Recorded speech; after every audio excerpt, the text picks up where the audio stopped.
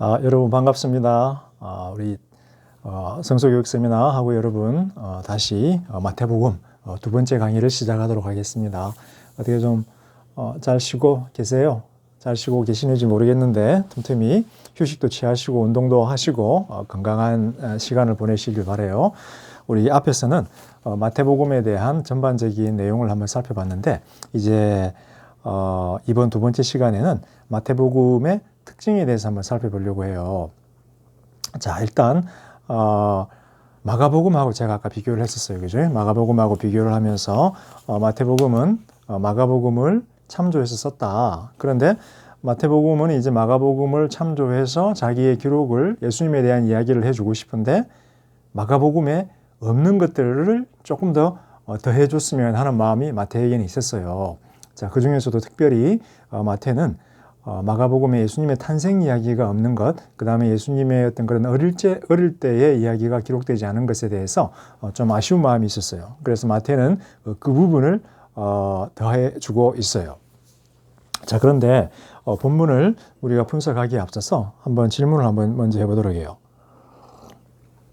아까 제가 앞 시간에 마태는 유대인이라고 이야기를 했어요. 유대인으로서 크리스찬이 됐는데 그렇다면 마태는 예수님에 대해서 이야기하면서 자신의 복음서에서 예수님에 대해서 가르쳐주면서 어떤 내용을 좀 강조를 하고 싶을까요? 유대인 크리스찬이기 때문에 어떤 내용을 좀 강조하고 싶을까? 첫 번째, 유대인들의 메시아됨에 대해서 좀 더 강하게 강조해 주고 싶을 거예요. 예수님의 메시아인데 유대인들의 전통을 통해서 유대인들의 메시아다, 이스라엘을 위한 메시아다라고 하는 사실을 좀 강조해 주고 싶을 거예요. 자, 두 번째, 유대인들에게 제일 위대한 인물은 누구였을 거라고 여러분 생각이 드세요? 유대인들에게 제일 위대한 인물, 유대인들의 역사에서 제일 위대한 인물. 우리는 뭐 세종대왕 역사에서 유명하신 분 세종대왕 혹은 이순신 장군 뭐 사람마다 다르겠지만 그렇게 생각을 많이 해요. 이순신 장군, 세종대왕 뭐 그런 분들. 유대인들은 100명에게 물어요. 그러면 거의 대부분의 사람들이 자기들의 가장 위대한 영웅은 모세일 거라고 생각을 해요. 왜? 모세는 하나님께서 율법을 시내산에서 모세를 통해서 주었고 그 다음에 시내산에서 이스라엘이라고 하는 국가가 탄생을 했기 때문이에요. 그래서 어떻게 보면 이스라엘의 건국에 가장 중요하게 연관된 사람이 모세였고 그 다음에 이스라엘의 어떤 그런 정체성을 규정해주는 율법을 하나님으로부터 받아서 자기들에게 제공해 준 사람이 바로 모세이기 때문이에요. 그래서 마태는 자신의 복음서에서 예수님에 대한 이야기를 하면서 두 가지 사실을 강조를 하고 싶어요. 첫 번째는 예수님이 어떻게 해서 이스라엘의 메시아가 되는가, 유대인들의 메시아가 되는가. 두 번째, 예수님하고 모세의 관계는 무엇인가예요. 자, 이 두 번째 질문에 대해서 한번 마태는 예수님하고 모세하고 비교하면서 무슨 이야기를 하고 싶어 할까요? 첫 번째, 모세의 가장 중요한 역할은 하나님의 율법을 전달해 준 사람이었어요. 그러면 예수님은 어떻게 해야 된다? 예수님도 역시 하나님의 율법, 즉 하나님의 가르침을 전달해 주는 사람이 돼야 돼요. 그런데 모세의 권위와 예수님의 권위는 어떨까요? 마태의 관점에서 동등하다? 아니면 모세 밑이다? 아니면 모세 위다? 그래요. 모세 위죠.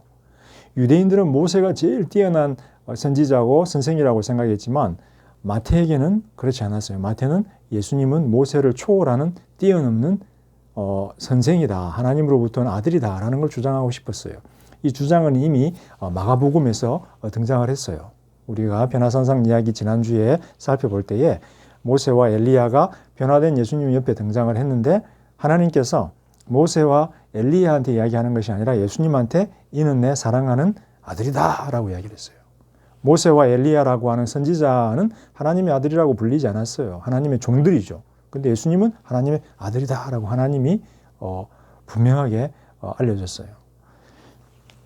그래서 이제 마태복음에서는 두 가지를 강조를 하는데 그것들을 한 번씩 하나하나 여러분들하고 찾아보고 싶어요. 자, 먼저 여러분들 혹시 집에 족보 있나요? 족보? 저는 집에 족보가 옛날에 있었어요. 복사본이 있었는데 왜냐하면 제가 효령대군파, 전주이시 효령대군파 18대 손이기 때문이에요. 이성계의 아들 효령대군, 세종대왕의 두 번째 형님이 효령대군인데 효령대군파 18대 손이에요. 이만희, 신선지 이만희가 19대 손이에요. 제 조카뻘인데 저는 별로 개인적으로 그분하고 관계가 없어요. 유대인들도 족보가 있었어요. 그리고 마태가 예수님에 대해서 예수님의 족보를 소개해줘요.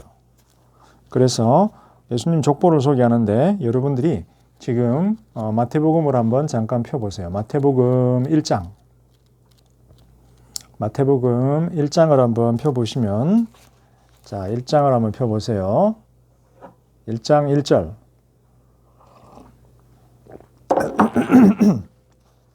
자, 1장 1절에서 우리가 17절까지를 읽을 텐데, 자, 여러분들이 1장 1절에서 17절까지를 잠깐 이 비디오 영상을 중단한 채로 마태복음 1장 1에서 17절까지를 여러분들이 빨리 한번 읽으세요. 그리고 다시 돌아오세요. 예, 여러분들이 돌아왔다 치고 읽고 왔다 치고, 자, 1장 1절을 한번 볼게요. 자, 마태가 어떻게 시작을 하나요? 예, 아브라함의 아들이요, 자손이요, 다윗의 자손이요, 메시아이신 예수 그리스도의 지니알러지, 족보에 관한 기록이다.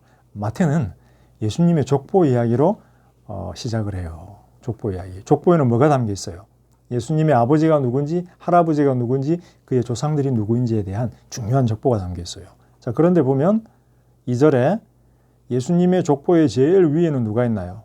그렇죠. 아브라함이 있어요. 아브라함은 이삭의 아버지였고, 이삭은 야곱의 아버지였고, 야곱은 유다의 아버지였다. 그러니까 예수님의 족보를 타고 쭉 올라가면 제일 위에 아브라함이 있는 거예요. 아브라함은 누구예요? 아브라함은 이스라엘의 조상이에요. 최초 인물이 우리나라로 치면 단군 신화의 단군처럼 우리 민족의 시작이신 것처럼 아브라함은 이스라엘 민족의 첫 번째 아버지인 거예요. 무슨 말이에요? 예수님은 이스라엘 족속의 한 자손으로서 아브라함을 기원으로 시조로 두고 있는 분이라는 거예요. 자, 그 다음에 쭉쭉쭉쭉 가면 6절에 보면은 이새가 등장하고 이새는 다윗 왕의 아버지였다. 다윗 왕에게 올라가요. 아까 다윗 왕도 예수님의 족보에 있고 7절에 보면 솔로몬이 등장을 해요. 자, 그렇게 해서 쭉쭉쭉쭉쭉 내려가는데, 자, 제일 마지막에 16절로 가보세요. 16절. 야곱이 등장을 하고 요셉의 아버지가 등장을 하고 그 다음에 마리아의 남편 요셉이다 이렇게 나와요. 그런데 여기서 보면은 마리아의 요셉을 예수님의 아버지라고 부르지 않고 뭐라고 부른다?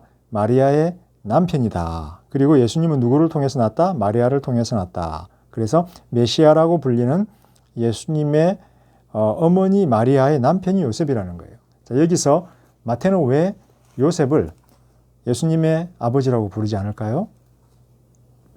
그렇죠. 하나님이 예수님의 아버지다라고 하는 사실을 마태는 강조하고 싶은 거예요. 그래서 요셉은 예수님의 법적인 아버지지만 진짜 아버지는 하늘 아버지라는 거예요. 그래서 여기서 마태는 요셉을 마리아의 남편으로 소개해요. 예수의 아버지가 아니라. 자, 그 다음에 17절을 보세요. 17절에 보면은 그렇게 해서 아브라함으로부터 다윗까지 14대 손이고 다윗에서 바벨론 포로까지 14대, 그 다음에 바벨론 포로에서 예수님까지 14대다 이렇게 이야기를 해요. 자, 14대. 아브라함부터 다윗까지 14대, 다윗부터 바벨론 포로까지 14대, 바벨론 포로에서 예수님까지 14대. 그래서 14, 14, 14. 총 42대에 걸친 거예요. 아브라함부터 예수님까지 42대에 걸친 조상들이 존재했다라는 거예요. 이 이야기가 왜 중요할까요? 이 이야기가 왜 중요할까요? 자, 이 이야기가 왜 중요하냐면 지금 14대, 14대, 14대 이렇게 세 번이 나누어 있는데 14, 14, 14 이 세 번이 나누어져 있는데 아브라함하고 다윗하고 바벨론하고 예수님하고 사이에 14, 14, 14가 나누어져 있는데 14라는 숫자는 어떤 의미가 있나요? 예, 성경에서 숫자는 굉장히 중요해요. 신학적인 의미가 담겨 있는데 7이라고 하는 숫자는 완전함을 의미해요. 하나님의 숫자. 14는 7 곱하기 2니까 하나님의 완전함이 2배로 증가된 거예요. 그 14가 한 번, 2번, 3번 있으니까 하나님의 완전한 7이 6번이나 등장을 하는 거예요. 6번. 7이 6번이나 등장을 하는 거예요. 무슨 말일까요? 이스라엘의 역사가 아브라함부터 예수님까지 이르는 이 이스라엘의 역사가 하나님의 굉장히 관심 있는 계획에 의해서 주도가 됐다는 거예요. 그냥 아브라함이 태어나고 이삭이 태어나고 야곱이 태어나고 다윗이 태어나고 예수님이 태어나고 이런 것이 아니라 하나님께서 치밀하게 계획하고 하나님께서 시간을 맞춰서 아브라함에게서 이삭이 나오게 하고 그래서 14대 있다가 다윗이 나오게 하고 그 다음에 하나님께서도 치밀하게 이스라엘의 역사에 관여하셔서 다윗부터 14대 이후에 바벨론 포로기가 발생을 하고 포로기 이후에 14대 있다가 예수님이 탄생을 하고 이 모든 이스라엘의 역사가 어떻게 됐다? 하나님의 굉장한 치밀한 계획 속에서 진행이 됐다는 거예요. 그 다음에 14, 14, 14 세 번의 마지막에 누가 등장했다? 예수님이 등장했다는 거예요. 무슨 의미일까요? 예수님은 아브라함부터 시작한 이스라엘의 역사에 가장 핵심적이고 중요한 결정적인 인물이라는 거예요. 하나님께서 이렇게 14, 14, 14로 계획하신 어떤 그 이스라엘의 역사의 결정적인 사건으로 예수님이 이 땅에 딱 오셨다는 거예요. 그래서 결정적인 사건이었다. 예수님의 탄생은 두 번째, 예수님의 족보에는 누가 있다? 다윗 왕이 있다. 그러면 예수님은 다윗의 자손이 되는 거예요. 다윗의 자손. 다윗의 자손이 유대인들에게 어떤 의미가 있나요? 다윗의 자손은 유대인들에게 하나님의 아들 메시아, 영원한 메시아에 대한 약속이 주어졌어요. 그래서 사무엘하 7장에 보게 되면 다윗이 하나님 앞에 그런 제안을 해요. 하나님, 제가 당신을 위해서 성전을 짓겠습니다. 그러니까 하나님이 나단 선지자를 통해서 뭐라고 말씀하셨나요? 너는 군인이라 피를 많이 흘렸기 때문에 내 집을 짓지 못하고 네 아들 솔로몬이 지을 것이다. 그렇지만 내가 네 마음은 받았다. 그래서 내가 네 집을 영원하게 해주겠다. 네 자손들이 영원히 왕위에 서게 해주겠다. 영원한 왕위를 약속을 해주셨어요. 그런데 결과는 어떻게 됐나요? 바벨론으로 포로로 잡혀가고 이스라엘의 왕들이 다 죽고 이스라엘이 이방인들의 압제하에 놓이게 됐어요. 유대인들은 궁금하죠. 하나님께서 다윗에게 주셨던 그 약속, 영원한 왕이, 영원한 자손에 대한 약속은 어떻게 된 거야? 여기 마태가 이야기하는 거예요. 그 약속이 지금 예수를 통해서 이루어진다라는 거예요. 다윗의 자손, 즉 영원한 왕위를 물을 그 메시아가 이제 다윗의 자손인 예수를 통해서 이 자리에 등장을 했다라는 거예요. 자, 그다음 세 번째. 예수님의 족보의 시작에는 누가 있다? 아브라함이 있다. 예수님은 아브라함에게 주어졌던 그 언약의 약속을 성취하는 분이시고 아브라함의 모든 자손들에게 의미가 있는 메시아다라고 하는 세 가지 이유를 마태가 여기서 보여주는 거예요. 자, 그러면 에스바는 측면에서 제가 한번 질문을 낼게요. 만약에 여러분들이 누가라고 하면 다음 주에 저희가 누가에 대해서 배울 텐데 여러분이 만약 누가이다 그러면 누가는 예수님의 족보에 대해서 어떻게 이야기를 하고 싶을까요? 참고로 누가는 유대인이 아니고 이방인이었어요. 그리고 예수님이 유대인들에게만 중요한 것이 아니라 이방인들에게도 중요해요. 그러면 이 족보의 제일 위에는 누가 있다? 예수님의 족보의 위에는 아브라함을 넘어서 아담이 존재를 해요. 아담. 왜? 아담은 모든 인류의 시조이기 때문에. 그렇게 우리 마태, 그 다음에 누가는 그렇게 자신들의 이야기를 자신들의 목적에 맞게끔 약간씩 전개를 해요. 자, 그래서 예수님의 족보 이야기. 자, 그러면 자, 다음 장을 한번 우리가 볼 텐데, 자, 이젠 1장이에요. 여러분 1장인데 비디오를 잠깐 멈추고 18절부터 25절까지를 여러분들이 한번 읽어보세요. 비디오를 잠깐 멈추고. 자, 비디오를 잠깐 멈추고 읽어보세요. 자, 여러분 다 읽었나요? 그럼 1장 18절에서 25절까지를 저랑 같이 한번 읽어보도록 해요. 예수 그리스도의 탄생이 등장을 하는데 마리아하고 요셉이 약혼했고 그 다음에 뭐 그런 이야기가 등장을 해요. 그런데 요셉은 마리아가 자신과 관계하지 않은 상태에서 잉태한 걸 알고 파혼을 하려고 하는데 꿈에 천사가 등장을 해요. 천사가 등장을 해가지고 20절에 보면 요셉한테 뭐라고 얘기하나요?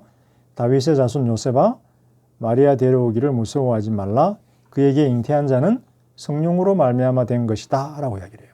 예수님이 성령으로 말미암아 잉태되었다 라고 이야기를 해요. 이게 무슨 의미일까요? 예수님이 성령으로 말미암아 잉태되었다. 무슨 의미일까요? 성령은 어떤 분이실까요? 성령은 하나님의 영이죠. 하나님의 영이기 때문에 구약 성경에서 성령은 창조의 때에 하나님을 도와서 창조하신 분으로 등장을 하죠. 그래서 하나님께서 사람을 만드신 다음에 코에다가 숨을 훅 불어여니까 생명이 되었잖아요. 즉 성령, 바람, 하나님의 입김, 하나님의 바람, 하나님의 영은 생명을 주는 분이에요. 즉 여기서 성령으로 되었다 이 말은 하나님이 자신의 생명을 예수님에게 주었다라는 거예요. 그러면 마리아는 태예요. 태고 예수님을 잉태시킨 태고 그 씨앗, 생명은 누구로부터 왔다? 하나님으로부터 성령을 통해서 왔다라는 거예요. 그럼 아버지는 누가 돼요? 예수님의 아버지는 요셉이 아니라 하나님이 되는 거예요. 이 말은 성령으로 잉태했다라는 말은 하나님으로 말미암아 잉태된 하나님의 아들이다 라고 하는 사실을 이야기를 해줘요. 그 다음에 21절을 보니까 천사가 또 이야기를 해요. 아들을 낳을 것이다. 아들을 낳을 텐데 이름을 예수라고 해라. 자, 예수라고 해라. 예수라고 하는 이름은 뜻은 자기 백성을 그들의 죄에서 구원할 자이다. 예수라고 하는 이름은 자기 백성을 그들의 죄에서 구원할 자이다. 그럼 여기서 문제 몇 가지 들어가요. 자기 백성은 누구를 의미할까요? 유대인들을 의미할까요? 이방인들을 의미할까요? 누구를 의미할까요? 여기서 마태에게 1차적으로 자기 백성은 이스라엘 사람들을 의미하는 유대인들을 의미하겠죠. 자, 그런데 원수는 누구다? 구원받아야 할 원수는 바로 죄다라는 거죠. 죄. 그래서 죄에서 구원받는다라는 것은 유대인들의 궁극적인 문제, 예수님이 구원해야 할 인간의 궁극적인 문제가 뭐다? 로마 사람들이 아니라 죄이다라고 하는 거예요. 죄로부터 구원해 주신다. 자, 그 다음에 22절에 보면 재미있는 표현을 하나 또 해요. 이 모든 일이 된 것은 주께서 선지자로 하신 말씀을 이루려 하십니다. 선지자로 하신 말씀을 이루려 하십니다. 무슨 말일까요? 예수님의 탄생에 대한 이야기가 과거의 선지자들을 통해서 미리 예언되었다라는 거예요. 이사야서 11장에 보게 되면 예수님의 동정녀 탄생에 대한 이야기가 등장을 해요. 즉 하나님께서 선지자들을 통해서 미리 아들을 처녀로 된 아들, 처녀를 말미암아 잉태된 아들을 주실 것이다라고 약속을 했는데 그 말씀을 이루기 위해서 이렇게 됐다라고 이야기를 해요. 이걸 바로 성취의 공식이라고 해요. 하나님이 예언하고 예수님이 성취하고 성취의 공식. 즉 마태의 관점에서는 예수님의 탄생, 사역, 일, 고난 이 모든 것들이 다 성경에 구약 성경에 기록된 것을 성취하기 위한 것이에요. 그래서 예언과 성취, 성취의 공식이 마태복음에서는 굉장히 강조가 되고 있어요. 마태는 유대인이었어요. 그래서 청중들이 유대인들이 많았어요. 그래서 마태의 청중들은 질문을 할 거예요. 예수님하고 우리 유대교 관계는 뭐고 예수님하고 구약 성경의 관계는 뭐야? 마태가 이야기해요. 구약 성경에 기록된 모든 예언의 말씀을 예수님께서 성취하기 위해서 이 땅에 오셨고 사역하셨어. 성취의 공식 이야기하는 거예요. 자, 그런데 23절에 보면 처녀가 잉태하여 아들을 낳을 것이요 그의 이름은 임마누엘이라 하리라 하셨으니 번역하면 하나님이 우리와 함께 하신다라고 하는 거예요.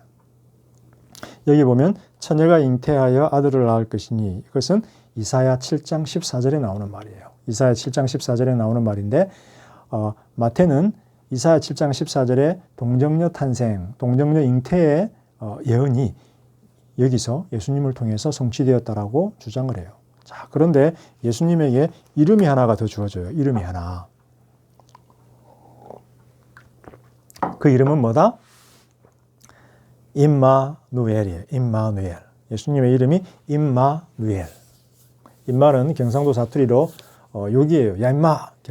그냥 뭐 밑에 사람들을 부를 때 야 임마 그러는데 히브리어로 임마는 with 그러니까 함께 우리와 함께라는 뜻이에요. 우리와 함께. 임마. 누엘은 하나님이 우리와 아니네요. 임마는 함께라는 뜻이고 누가 우리 그 다음에 엘이 하나님. 그래서 임마누엘 하면 하나님이 우리와 함께 계신다라는 뜻이에요. 예수님의 이름이 임마누엘이다. 경상도 사람들은 조금 욕처럼 들리기도 하는데 무슨 말일까요? 임마누엘이다. 하나님이 우리와 함께 하신다. 즉 보이지 않는 하늘에 계신 하나님이 보이는 아들을 통해서 이 땅에 내려와서 성육신하셔서 우리와 함께 거하신다라는 거예요. 그래서 예수님이 지금 우리와 함께 이 땅에 거하시는 것은 보이지 않는 하나님이 아들을 통해서 우리와 함께 있는 사실을 의미한다라는 거예요. 그래서 우리는 예수 그리스도를 통해서 우리는 하나님께 나아갈 수 있고 하나님과 연합할 수 있는 자들이 되는 거예요. 그러면 이 이야기를 잠깐 뒤집어 보면은 예수님은 하나님이 우리와 함께 하시는 분인데 하나님하고 인간하고 관계를 안 봐요. 만약에 인간이 하나님하고 같이 있으면 어떻게 되나요? 인간은 죽죠. 죽어버려요. 왜? 중간에 있는 죄 때문에. 인간과 하나님 사이에는 빨간 죄가 있어요. 죄가. 하나님하고 인간 사이에. 그래서 인간이 하나님을 만나면 인간은 죽게 돼 있어요. 거룩하신 하나님 앞에 살 수 없어요. 그런데 이것을 위해서 예수님께서 하나님이 아들인 예수를 우리에게 보냈어요. 그 다음에 이 죄의 문제를 다루어서 죄로부터 우리를 구원해 주었어요. 그래서 이후로는 죄가 하나님과 우리 사이에 존재하지 않는 거예요. 그래서 우리는 하나님과 함께 거할 수 있게 되는 거예요. 누구를 통해서? 예수 그리스도를 통해서. 그래서 예수님의 이름이 임마누엘, 하나님이 우리와 함께 하신다예요. 자, 그런데 재밌는 일이 하나 발생을 하는데 여러분 질문 있나요?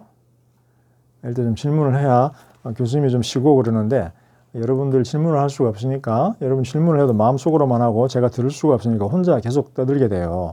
그래서 조금 목이 말라요. 자, 여러분 마태복음 28장으로 한번 가보세요. 28장 마태복음 28장. 자, 마태복음 28장으로 가서 16절부터 20절까지 마태복음 28장 16절에서 20절까지 여러분들이 한번 조용히 한번 읽어보세요. 이제 예수님이 부활하시고 제자들에게 나타나셨어요. 자, 그 다음에 어떤 일이 발생하나요? 예, 여러분 다 읽으셨나요? 예, 자 18절 한번 볼까요? 18절 예수님이 와서 그들에게 말씀하시되 모든 권세가 하늘과 땅에 있는 모든 권세가 내게 주어졌다. 19절에 그러므로 가서 모든 나라들로 제자를 삼고 세례를 주어라. 아버지와 아들과 성령의 이름으로. 그 다음에 그들에게 뭐라고 이야기하나요? 가르쳐라. 내가 너희들에게 명령한 모든 것들을 가르쳐라.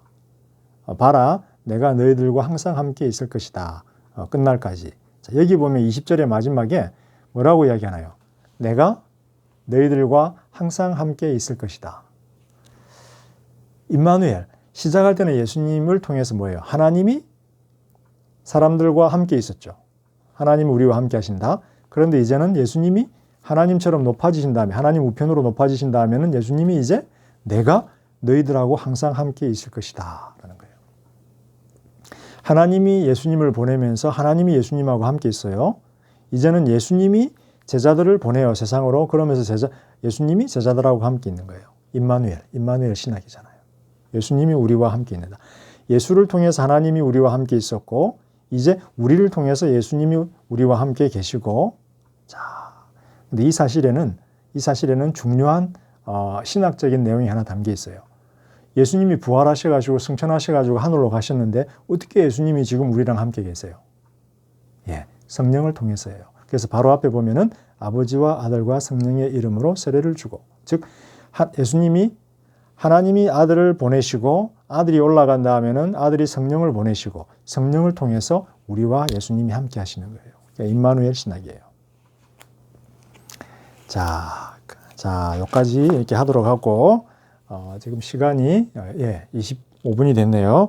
자, 그래서 지금 우리가 이 부분에서는 예수님의 메시아 되심, 하나님의 아들 되심에 대해서 한번 살펴보았어요. 자, 이 부분은 여기까지 하도록 하고 이제 다음 시간에 곧 이어서 예수님하고 모세하고 한번 비교를 해볼 거예요. 그런데 여러분들의 과제는 뭐냐면, 여러분들에게 이번 주차 과제는 뭐냐면 과제를 올리세요 하는 부분에다가 마태가 생각하는 예수님의 이해에 대해서 5줄에서 10줄 정도로 여러분들이 기록을 하시면 돼요. 마태가 생각하는 예수님의 정체라는 질문에 대해서 5줄에서 10줄 정도로 여러분이 요약해서 과제란에다 올리면 되겠습니다. 예, 여러분 쉬었다가 잠시 후에 봐요. 안녕.